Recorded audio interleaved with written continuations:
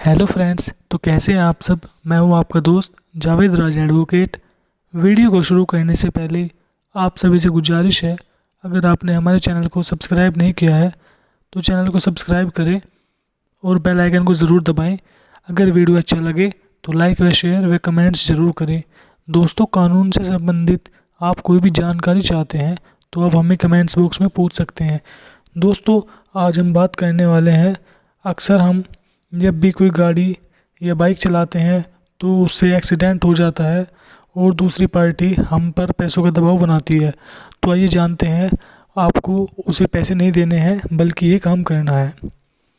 कई बार हम जब अपनी कार या कोई दूसरा वाहन लेकर कहीं जा रहे होते हैं तो दूसरे वाहन से टक्कर हो जाती है। इससे दूसरे वाहन में नुकसान हो जाता है या कार में स्क्रैच आ जाती है या कोई घायल हो जाता है। तो ऐसी स्थिति में अक्सर दूसरे वाहन का मालिक पैसों की डिमांड करता है और क्षतिपूर्ति के नाम पर ठीक ठाक रकम ले लेता है। हम में से कोई भी इस स्थिति में फंस सकता है, लेकिन जब भी ऐसा हो तो ये अच्छी तरह समझ ले कि अगर दूसरा वाहन मालिक आपसे रकम की डिमांड कर रहा है तो उसे कोई पैसे देने की ज़रूरत नहीं है।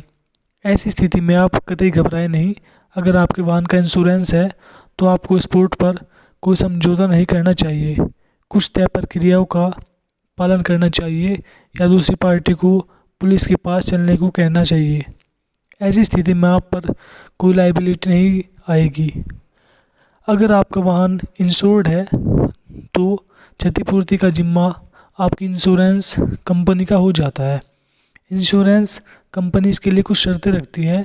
मसलन, ड्राइविंग कर रहे शख्स के पास दुर्घटना के वक्त ड्राइविंग लाइसेंस और वाहन से संबंधित अन्य कागज होने चाहिए। कभी उसका लाइसेंस जब्त नहीं हुआ हो। अगर आपके पास लर्निंग लाइसेंस है तो भी उसे अपने पास रखें।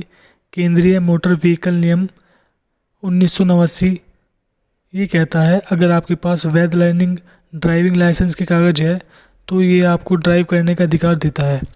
दोस्तों, घटनास्थल पर न दे, कोई भी समझौता या कोई भी पैसा उसे न दे। अगर आपकी कार या बाइक से एक्सीडेंट हो जाता है तो आपको स्पॉट पर किसी तरह का कोई एग्रीमेंट साइन नहीं करना चाहिए। अगर आपकी गाड़ी का बीमा है तो इसकी सारी लायबिलिटी बीमा कंपनी वहन करेगी। फिर भी ये समझ ले कि जिस वाहन को नुकसान हुआ हो वो उसकी क्षतिपूर्ति का दावा अपनी इंश्योरेंस कंपनी से भी कर सकता है।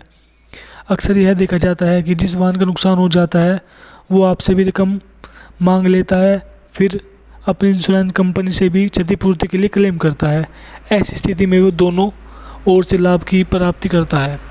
लिहाजा ऐसी स्थिति में हमेशा पुलिस के पास जाना चाहिए और इंश्योरेंस कंपनी को सूचित करना चाहिए। सबसे उचित तरीका यही है। दोस्तों, पुलिस को गाड़ी के दस्तावेज़ दिखाएं। अगर आपकी कार या बाइक से एक्सीडेंट हो जाता है तो आपको सबसे पहले पुलिस को सूचित करें और अपनी गाड़ी के डॉक्यूमेंट्स की फ़ोटोकॉपी उन्हें उपलब्ध कराए। इन स्थिति में पुलिस या किसी भी एजेंसी के साथ सहयोग करना चाहिए। सबसे ज़रूरी बात इसमें दोस्तों ये है, अपनी बीमा कंपनी को एक्सीडेंट के बारे में पूरी जानकारी देनी चाहिए। साथ में पॉलिसी नंबर की डिटेल भी देनी चाहिए।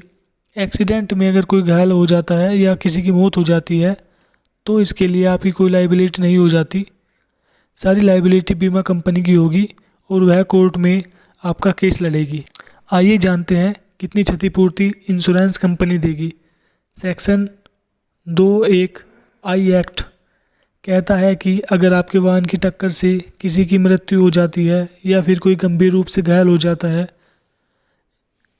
तो जितनी रकम अधिकतम दी जाती है, मोटर व्हीकल एक्ट 1988 के सेक्शन 2(1) के अनुसार लगभग नुकसान पर थर्ड पार्टी को 7.5 लाख रुपए का कवर होता है। दोस्तों, अगर आपके खिलाफ पार्टी कोर्ट में केस कर देती है तो आपको कोर्ट में सारी सही जानकारी देनी चाहिए। अगर आपको कोर्ट से समन आता है तो आपको कोर्ट में पेश होकर एक्सीडेंट के बारे में सारी सही जानकारी देनी चाहिए। आप कोर्ट को एक नक्शा बनाकर भी दे सकते हैं कि एक्सीडेंट कैसे हुआ। अगर आप सही जानकारी देते हैं तो मुकदमे का निपटारा जल्द हो जाएगा। दोस्तों, सबसे मेन बात जो है इसमें ये जानने वाली है कि आपके पास ड्राइविंग लाइसेंस और दस्तावेज़ पूरे होने चाहिए। अगर आपकी गाड़ी से एक्सीडेंट हुआ है तो इसकी पूरी लायबिलिटी बीमा कंपनी वहन करेगी। इसके लिए ज़रूरी यह है कि जो भी गाड़ी चला रहा होता है उसका ड्राइविंग लाइसेंस और गाड़ी के दूसरे दस्तावेज वैध होने चाहिए। अगर ऐसा नहीं है तो बीमा कंपनी क्लेम स्वीकार नहीं करेगी और सारी लायबिलिटी आपकी हो जाएगी। तो दोस्तों, आप समझ ही गए होंगे कि अगर एक्सीडेंट हो जाए तो उस स्थिति में घबराए नहीं, हमें क्या करना चाहिए। वीडियो को पूरा देखने के लिए बहुत बहुत धन्यवाद।